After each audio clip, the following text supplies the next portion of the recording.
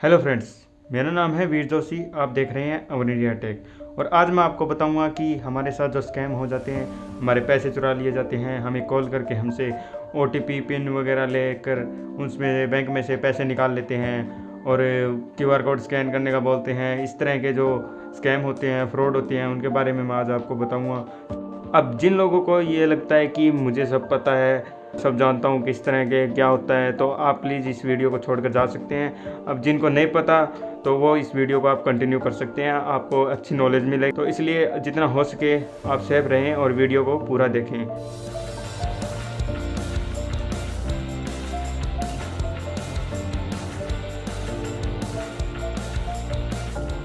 तो चलिए अब मैं आपको बताता हूँ कि कौन कौन से फ्रॉड हैं या स्कैम हैं, तरीके हैं जिनका यूज़ करके ये पैसे चुराते हैं। सबसे पहला तरीका आता है इनका एटीएम कार्ड और डेबिट कार्ड की डिटेल लेकर।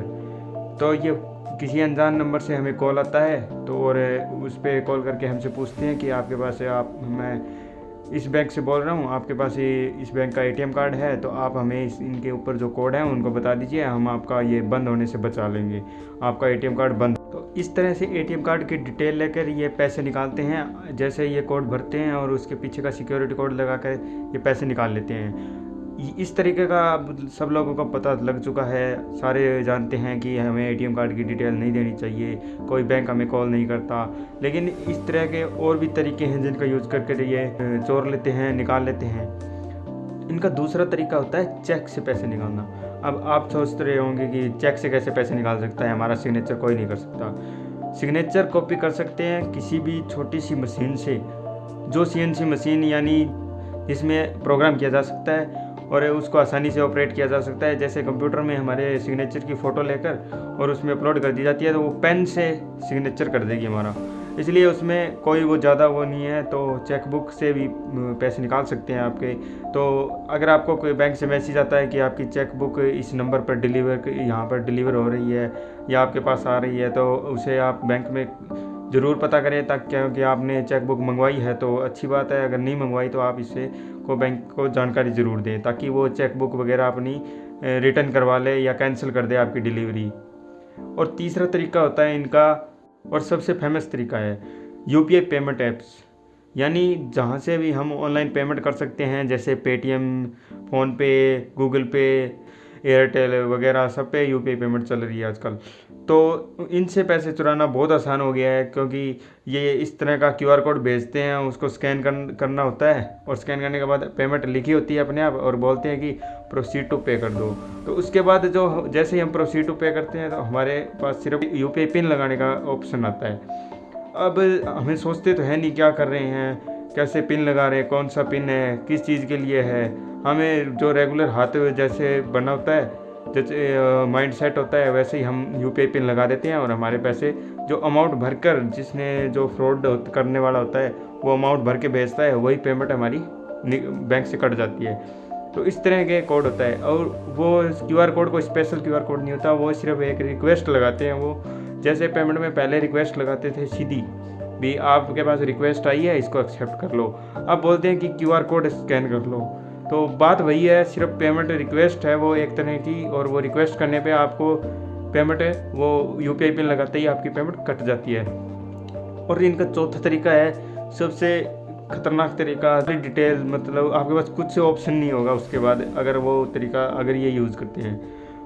अगर छोटे मोटे पेमेंट चुरानी हो इनको, यानी 15-20 हज़ार 30 हज़ार रुपये, तब तो ये नॉर्मल ये तरीके यूज़ करते हैं एटीएम वगैरह वाले। अगर इनके पास बड़ी अमाउंट हो, जैसे 10 लाख 5 लाख, इनको पता हो गया आपके खाते में इतने पैसे पड़े हैं, तो ये उस तरीके का यूज़ करते हैं जिसे बोलते हैं सिम स्वैपिंग। अब सिम स्वैपिंग क्या चीज़ है? सिम स्वैपिंग मतलब है आपकी सिम या नंबर चुरा लेना। अब नंबर चुरा लेना इतना आसान है कि अगर मान लो आपके मोबाइल से सिर्फ एक मैसेज करना होता है कस्टमर केयर पे, यानी आपके पास किसी का कॉल आता है, वो बोलता है कि मैं एयरटेल से या वोडाफोन से बात कर रहा हूँ सर, आपके एरिया में सर्विस वीक होने की वजह से हम फीडबैक ले रहे हैं, तो हम आपके पास एक नंबर है, ये सिम की आइडेंटिटी होती है, उसको फॉरवर्ड कर देते हैं आपके नंबर पे और आपको बोलते हैं कि इस नंबर को आप कस्टमर केयर यानी 1 to 1 पे फॉरवर्ड कर दीजिए। तो अब आप जैसे ही उस नंबर को फॉरवर्ड करते हैं तो आपकी सिम आइडेंटिटी मतलब सिम स्वैपिंग हो जाती है। यानी आपको बोलेंगे कि इन्फॉर्मेशन के लिए कृपया 1 प्रेस करके रिप्लाई कर दीजिए। रिप्लाई करते हैं तो उसके बाद आपका ये सिम का मतलब उनको कंपनी को ये पता लग जाता है भी ये सिम चेंज कर रहा है। अब ये सिम चेंज कर रहा है तो आपको नहीं पता कौन सिम चेंज कर रहा है, कहाँ सिम चेंज कर रहा है। अब जैसे ही आपके नंबर से वो सिम आइडेंटिटी चली जाती है तो आपके वाली सिम जो आपके पास है वो सिम बंद हो जाती है और जो फ्रॉड कर रहे होते हैं उनके पास वो सिम चालू हो जाती है। आपको बोलते हैं 2 घंटे के लिए आप अपना मोबाइल बंद रखें ताकि बीच में कोई इंटरप्ट कॉल ना आए और इस तरह का कुछ ना हो। अब आपका मोबाइल नंबर उनके पास चला गया तो आप इस चीज़ें मतलब इन चीज़ों से कैसे बच सकते हैं ताकि आपको कल को कोई परेशानी ना हो, आप किसी के जाल में ना फंसे।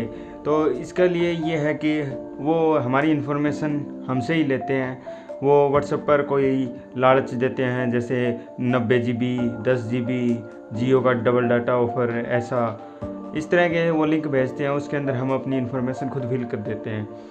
जैसे कि वो उसमें लिखा होता है कि आपका नाम क्या है, आपका नंबर और आपकी कौन सी सिम यूज़ करते हैं, कौन से मोबाइल यूज़ करते हैं, आप किस कंपनी के हेडफोन यूज़ करते हैं, कौन से जूते पहनते हैं, इस तरह के वो पूछते हैं। तो उनको इस तरह की इन्फॉर्मेशन मिलने के बाद वो आपको वो फंसाना आसान हो जाता है। आपको का विश्वास खुद पर बना लेते हैं वो, तो आपकी चीज़ें उनको वो जो कहना चाहते हैं वो आप आसानी से कर दोगे कहते हैं। तो इस तरह के वो फिशिंग मैसेज भेजते हैं आपको जाल में फंसाने के लिए।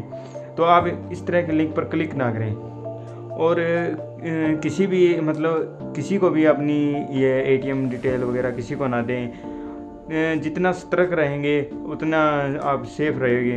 उम्मीद करता हूँ आप लोगों को वीडियो अच्छी लगी होगी। अगर वीडियो अच्छी लगी हो तो इसको लाइक ज़रूर करें और कमेंट करें कि मुझे इसमें क्या पता नहीं था और मैंने क्या गलत बताया, क्या सही बताया।